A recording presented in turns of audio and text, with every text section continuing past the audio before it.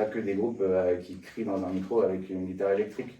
Et en fait, même si tu n'écoutes pas forcément du rock, c'est des groupes qui mettent une claque et vivent le concert avec une intensité telle qu'en fait, c'est une expérience. Et ça s'est super bien passé. On a fait notre premier sold-out dans la grande salle. On était hyper fiers. Et ça appelle plein de super choses pour la suite. On a accueilli 1500 personnes sur la semaine. Donc avec gros cap de passer à ce niveau-là. Et gros cap de passer au niveau des origines géographiques des gens, en fait, parce qu'on a attiré des gens de plus de 50 départements différents.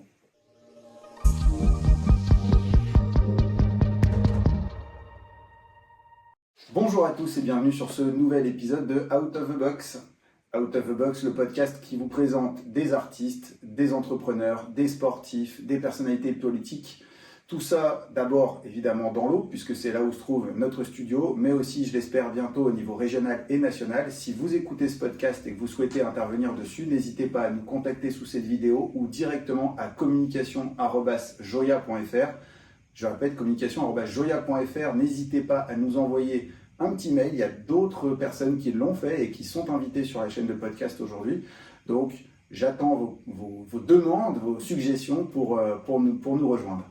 Et un petit mot, comme d'habitude, sur le fait de s'abonner, puisqu'aujourd'hui, entre 70 et 80% des gens qui nous écoutent ne sont pas abonnés au podcast. C'est dramatique, il faut vraiment que vous vous abonniez. Aujourd'hui, nouvel épisode, on va parler de l'art de manière générale, et puis je vais te laisser nous détailler en quoi précisément. Mathis, aujourd'hui, est-ce que tu peux te présenter pour les gens qui nous écoutent ? Moi, je m'appelle Mathis Chapoteau, j'ai 27 ans. Et je suis le directeur et fondateur du festival Noref Font du Bruit. Et je fais aussi de la musique, je fais de la guitare et du chant que j'ai fait dans plusieurs groupes. Ok, donc tu as fondé un festival alors que tu étais artiste. Comment ça t'est venu cette... Ouais, c'est ça. En fait, si on revient un peu, moi j'ai commencé la guitare et le chant quand j'avais 6 ans, en fait, très jeune. Et du coup, quand j'ai grandi et que j'ai eu l'âge de vraiment découvrir des groupes, etc., je me suis rendu compte que à 3, il manquait un petit peu de concerts. Quand j'ai eu 15-16 ans, moi, le genre de musique qui me touchait, c'est le rock. Et à chaque fois qu'un groupe annonçait sa tournée, il fallait aller soit à Reims, soit à Dijon, soit à Auxerre, à Paris, etc. Et moi, j'avais 16 ans, donc je n'avais pas le permis, donc je regardais les groupes sur YouTube, en fait. Et du coup, j'ai eu l'envie d'essayer de ramener ça en fait à 3 pas.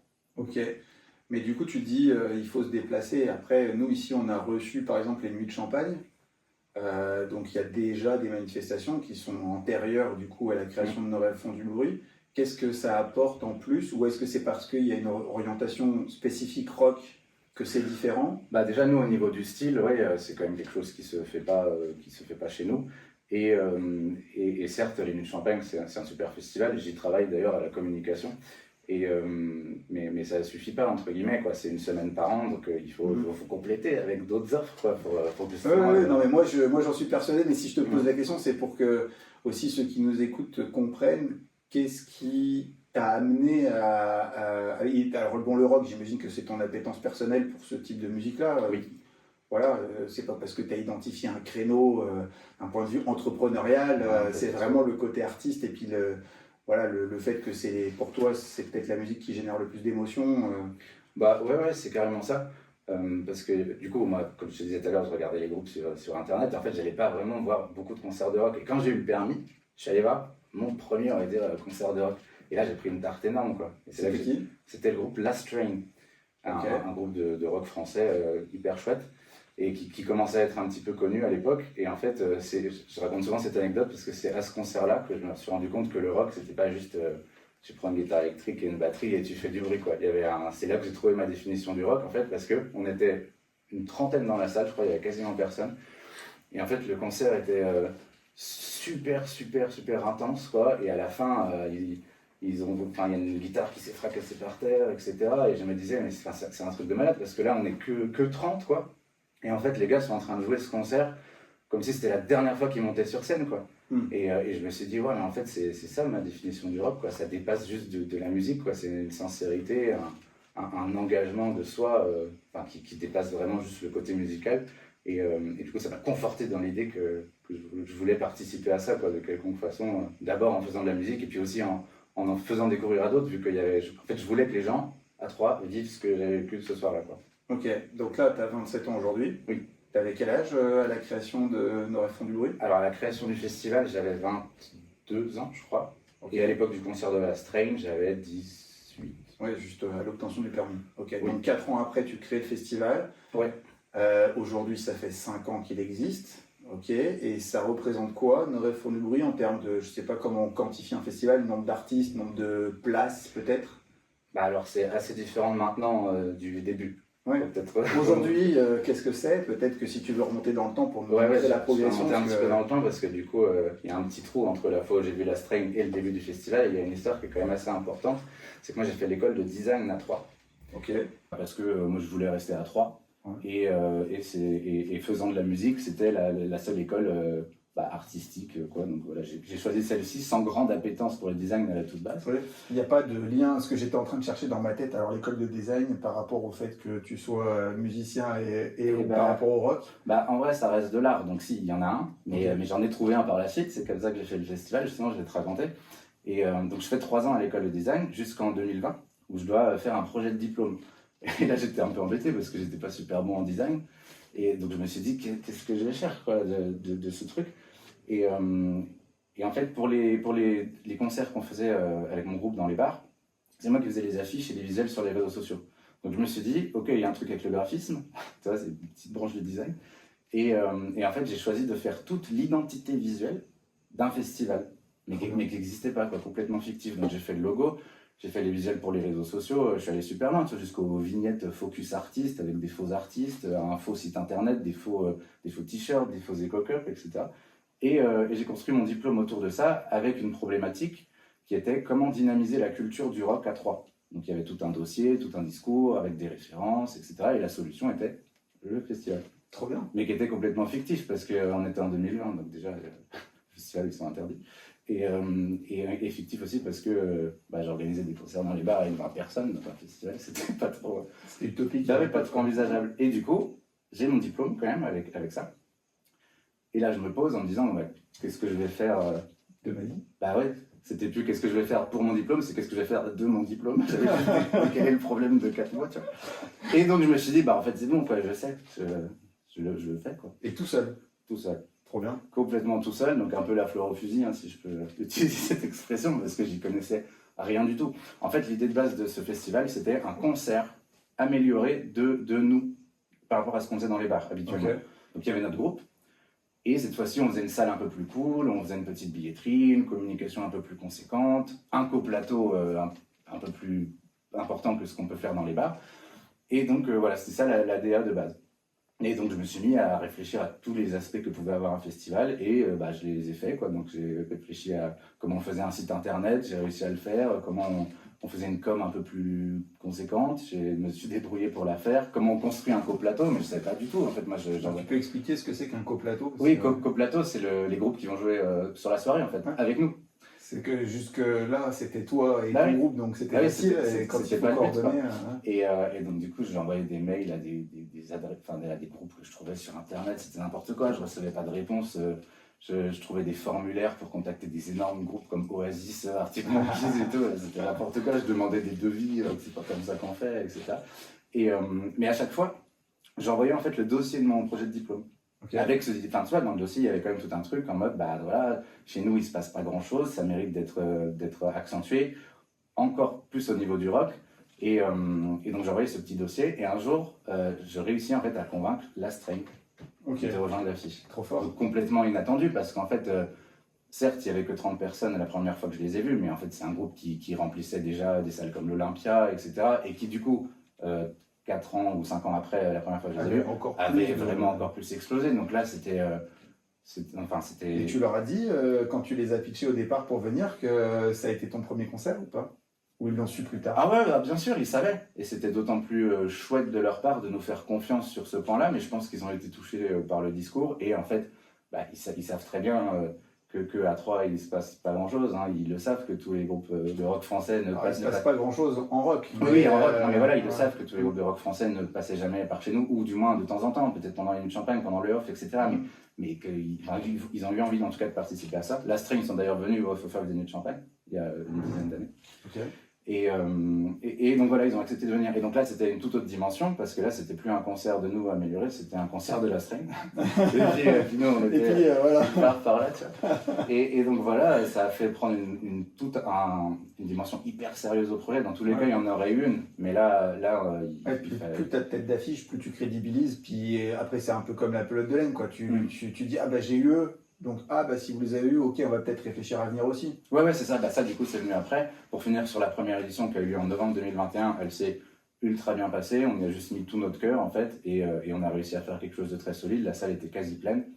Et du coup, comme tu dis, après, c'est vrai qu'on a reçu des appels, en fait, dès la semaine d'après, d'autres groupes qu'on adorait qui nous ont dit, bon, c'est quand la deuxième et tout. Moi, j'avais pas du tout prévu d'en faire une deuxième. Et on a fait une deuxième, une troisième, une quatrième, puis une cinquième. Et à chaque fois, des évolutions en plus, donc soit plus de groupes, soit des groupes plus importants naturellement, plus de gens dans la salle à chaque fois, plus de un petit village extérieur qui se développe, tu vois, avec une offre de restauration, un deuxième bar, des assos intervenantes, des concerts aussi un petit peu ailleurs dans l'année. On a fait un dérivé qui s'appelle Ce soir on rêve, on fait des concerts dans les cafés-concerts de temps en temps. Et ça nous amène jusqu'à la 5e édition l'année dernière, qui était hyper ambitieuse, parce qu'en fait pendant 4 ans on l'a fait sur un soir, avec 3 à 4 groupes. Et l'année dernière, j'en ai eu un peu marre. Je me suis dit, vas-y, c'est bon, on est un festival après tout. Faut qu'on reste le soir et qu'on refasse la même le lendemain, c'est ça? Bah ouais, c'est ça. Et donc, on a fait 5 soirs avec 14 groupes, dont des groupes anglais et tout. Enfin, c'était vraiment une folie. Donc, projet hyper ambitieux. Le format, c'était 3 soirées dans les cafés-concerts, le mardi, mercredi, jeudi, et 2 soirées dans la grande salle, le vendredi et samedi. Et ça s'est super bien passé. On a fait notre premier sold-out dans la grande salle. On était hyper fiers et ça appelle plein de super choses pour la suite. On a accueilli 1500 personnes sur la semaine. Donc avec gros cap de passer à ce niveau-là. Et gros cap de passer au niveau des origines géographiques des gens, en fait, parce qu'on a attiré des gens de plus de 50 départements différents aux 4 coins de la France. En fait, la moitié de notre public vient de l'eau. Et l'autre moitié vient de partout en France. L'année dernière, on avait des Anglais, des gens de Bretagne, du Nord, du Sud. Et tu le sais parce que les places sont vendues et au moment où on vend la place, on demande le code postal, l'âge, etc. C'est des données hyper importantes. Moi, j'avais envie de savoir. Ouais, et du coup, voilà, c'est hyper bien parce que les gens de Troyes viennent et font confiance et sont contents de part du rock. Mais les gens d'ailleurs aussi. Maintenant, c'est un peu la situation inverse. Tu vois, genre, les gens, ils viennent à Troyes maintenant parce qu'il y a ça. Donc, ça reste 1500 personnes pour l'instant, tu vois, ça tend à se développer. Pour moi, ça suffit pas encore et j'ai envie d'être. Non, mais bon, ça veut dire que potentiellement, tu fais venir 750 personnes hors département. Si tu me dis que c'est à peu près moitié au bois, moitié autre département, et donc tu crées aussi de l'activité économique pour les restaurateurs, les hôteliers, des gens comme nous de l'immobilier, puisque ça fait vivre les Airbnb aussi, voilà. Donc c'est aussi la raison pour laquelle c'est normal de recevoir pas uniquement des chefs d'entreprise dites classiques, parce que toi tu es un chef d'entreprise finalement, sauf que ton entreprise c'est le festival, et de faire prendre conscience aussi aux gens qui nous écoutent que tu vois la culture, bon il y a l'art, la culture, le plaisir d'y aller, mais ça fait vivre aussi l'économie, ça fait vivre le département, ça fait rayonner l'Aube. T'es ambassadeur ou pas? Oui. Ouais. T'es dans les pépites Oui, j'étais avec le groupe de musique avant, et puis ça a dérivé avec le festival. Ouais, toujours dans les pépites. Trop bien. Ok. Bon, et donc là, l'année prochaine, c'est quoi alors? Parce que tu me dis, là, vous avez passé 1500 personnes, vous avez fait 5 jours de suite. Enfin, on atterrit où alors? Moi, j'ai jamais trop voulu brûler les étapes, en vérité, donc ça, c'est vraiment petite marche par petite marche et la tête sur les épaules. Cette année, au mois de novembre 2025, ce sera toujours 5 soirs. Par contre, on ajoute une grande salle. Donc, dès le jeudi, on passe dans la grande salle. Et la vraie révolution cette année, en fait, elle se fait dans l'équipe qui se construit à l'année autour du festival. Parce que tu peux salarier des gens, tu peux... Alors, pas encore. Pour l'instant, c'est du bénévolat. Moi, j'aimerais à terme salarier. Mais pour que ça devienne possible, en fait, il fallait que je structure une équipe autour de moi pour pouvoir, moi, me libérer du temps. Parce que, en fait, moi, je faisais vraiment tout de A à Z pendant 4 ans. Et à part pendant la semaine, évidemment. Pendant la semaine, il y a une 50aine de bénévoles, c'est génial. Mais toutes les tâches en amont d'un festival, parce qu'en fait, il y a du travail toute l'année, c'est moi qui les faisais. Et il y a des choses pour lesquelles c'est des vrais métiers, en fait. Et plus le festival grandit, plus moi je veux recentrer sur ce que je veux vraiment faire, à savoir la direction artistique, la programmation, une partie de la communication, mais tout ce qui est la production, la partie technique, etc. La négociation avec les artistes pour venir, ça c'est toi, oui, tout ça c'est moi, mais tu vois, il y a plein d'autres postes qui sont des vrais métiers et pour lesquels on a lancé une petite campagne de recrutement en fait cette année. Et on a trouvé une dizaine de personnes, pour la plupart d'entre eux, dont je ne m'attendais pas à leur intérêt en fait, pour bosser sur le festival, parce que c'est que des gens qui ont des histoires perso, soit avec moi, soit avec le festival, et que je respecte énormément, et en fait qui du coup maintenant sont avec moi. Et c'est hyper bien. Et donc là est la vraie révolution cette année. Ça prend du temps, hein. Vraiment ça s'apprend de gérer une équipe, etc. Honnêtement, je ne sais pas encore bien le faire et j'apprends beaucoup depuis ce début d'année. Mais voilà, constituer une grosse base solide pour refaire le même format un petit peu plus gros. Et à partir de l'année prochaine, logiquement, commencer à réfléchir comment on peut faire grossir tout ça, mais de façon vraiment bien saine, quoi. En pouvant dormir la nuit, etc. Jusqu'à présent, c'était un peu chaud. Et pour poser la question qu'on entend quand même souvent, qui est posée aux artistes, on gagne sa vie du coup, alors toi au départ en tant que musicien avec ton groupe, donc quand tu faisais le festival, tu exposais ton groupe, donc j'imagine que c'était une manière de faire des dates, vous étiez intermittent? Non, nous on n'a jamais été intermittent, et puis en plus quand on jouait à notre festival, on ne se payait pas, c'était vraiment pour le festival, et on n'a pas joué beaucoup, on a joué à la première. Ok, uniquement. Ok, ça roule en 2021 du coup. Oui. Et après, avec un autre groupe, j'ai joué à la 4e. Ok. Et donc aujourd'hui, tu me dis que tu as des bénévoles qui t'entourent. Et toi, ton activité, ta seule activité, c'est le festival ou tu es salarié à côté Alors, j'ai mon auto-entreprise et je travaille au Nuit de Champagne en fait. Ok. Je fais une grande partie de la communication digitale et print. Ok. Voilà. Et à côté de ça, le festival, aujourd'hui, il est rentable? Le festival est rentable, oui, mais sans salaire.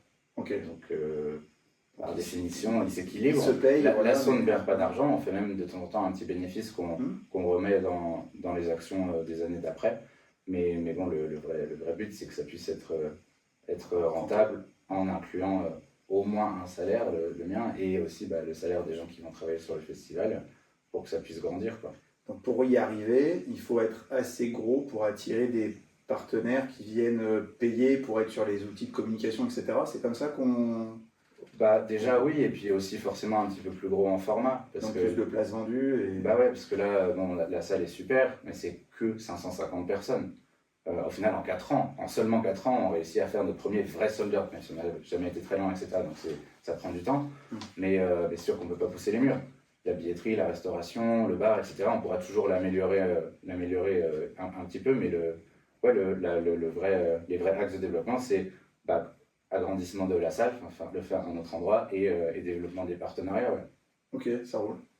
Donc là, sur cette année 2025, c'est bouclé, tu as les artistes, tu as les dates. Ouais, la prog est sortie, on a sorti la programmation. Je suis allé voir sur le site avant, mais... Tu connais des groupes? Non, honnêtement, moi j'ai grandi avec Jimi Hendrix, AC/DC, tu vois, mon père jouait un petit peu de guitare pour nous gamins, et on écoutait ça. Après Blink, U2, voilà, c'est des groupes que moi j'ai adorés. J'ai été très très Linkin Park aussi étant gamin. Ça n'a pas l'air d'avoir ton approbation. J'étais au collège, écoute, j'écoutais ça pas mal. Ça va.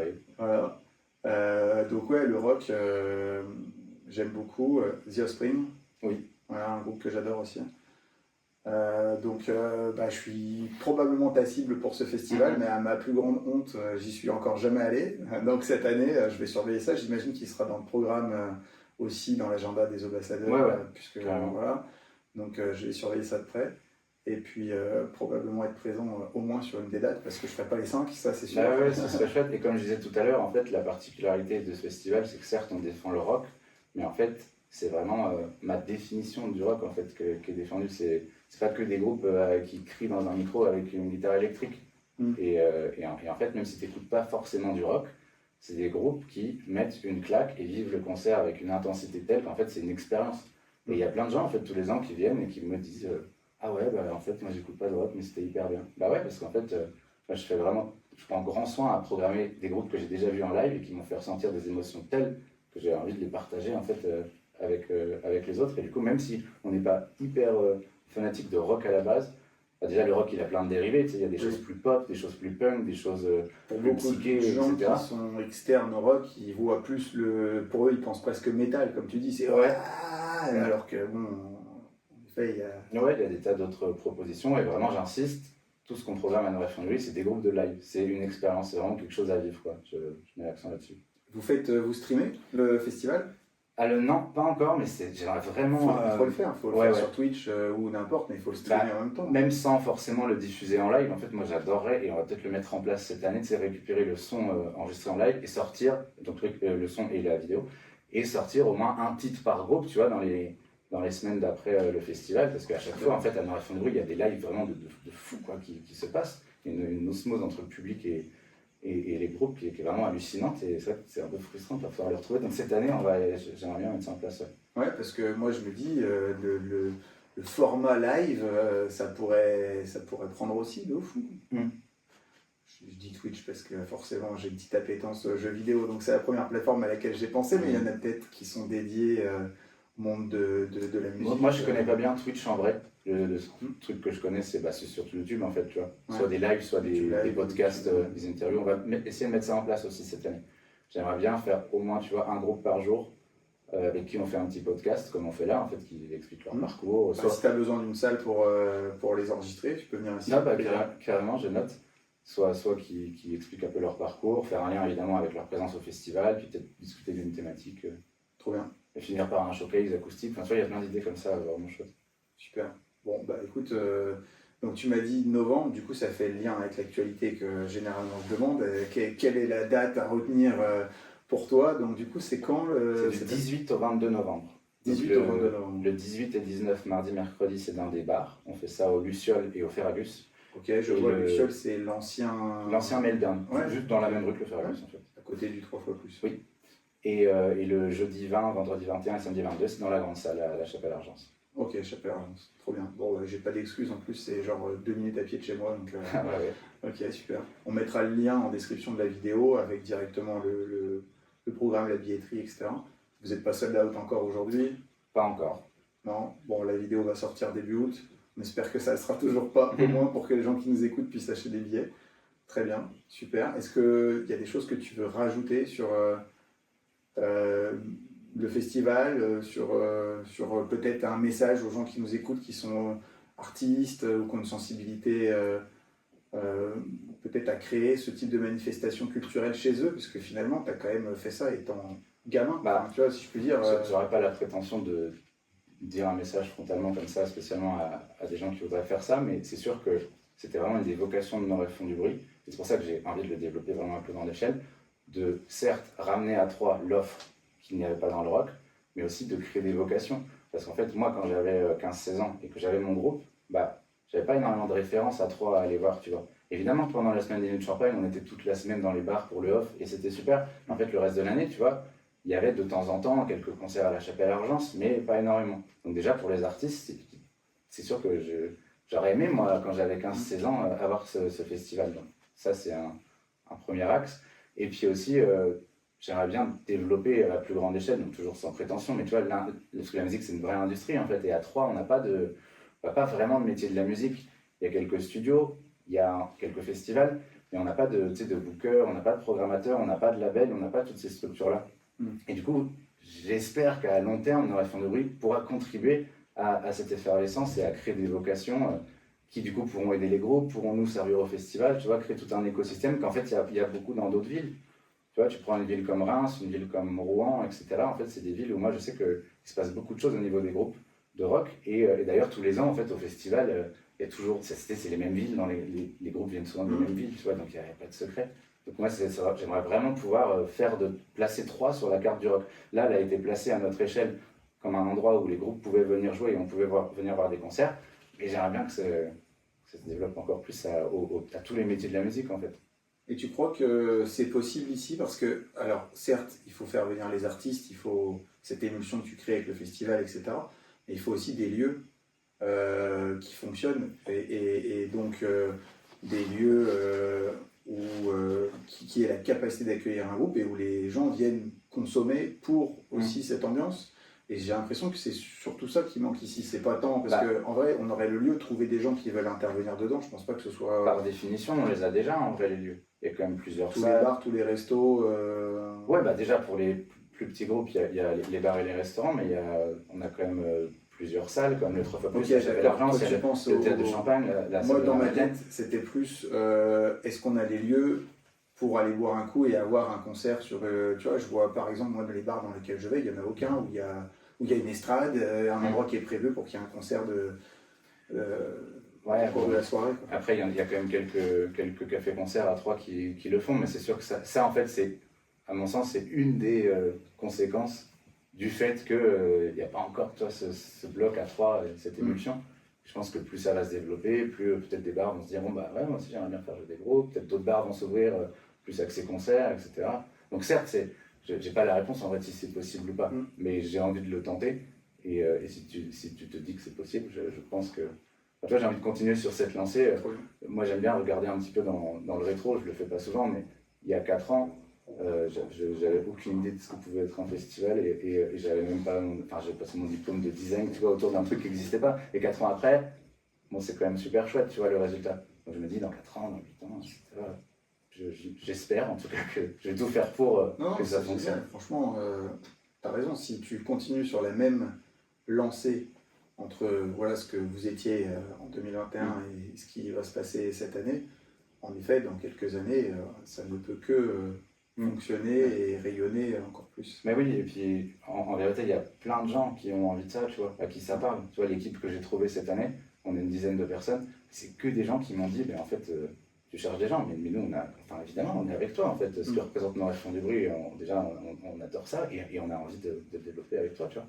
C'est des gens qui soit avaient l'habitude d'aller voir des concerts et ont envie qu'il y en ait plus, soit des musiciens, tu vois, qui sont dans l'équipe, qui pareil auraient aimé à leur époque pouvoir avoir un festival où s'exprimer, un festival auquel aller voir des concerts, etc.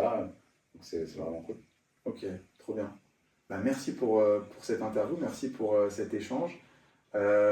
Est-ce que tu acceptes de nous donner quelques... Parce que tu as quand même filmé au moins l'année dernière quelques passages, j'imagine? Ouais, on a des heures et des heures de vidéos. Est-ce que tu peux nous envoyer quelques moments un peu intenses qu'on mettra en insert dans la vidéo? Comme ça pourra permettre aux gens qui la regardent d'avoir des moments un peu de ce que les gens ont vécu l'année dernière. Ouais, carrément. C'est un pote à nous qui filme et qui a filmé les 5 éditions. Ouais. Donc il y a des heures qui nous donne des 2-3 sélections sympas pour que ça montre aux gens. Ouais, carrément, c'est une super idée. Ah, merci de proposer ça.